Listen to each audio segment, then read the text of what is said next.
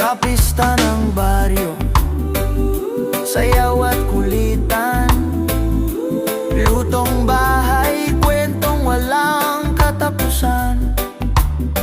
Sa ilalim ng bituin, awitan hanggang gabi, mga pangarap ay payag, pero tunay at buo lagi.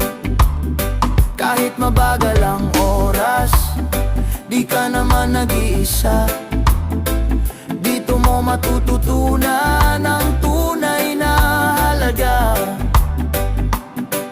ng lupa, ng pawis, ng dangal at tiwala, na ang buhay ay mas masaya kapag payak lang siya. O buhay sa probinsya, payapa at totoo, sa bawat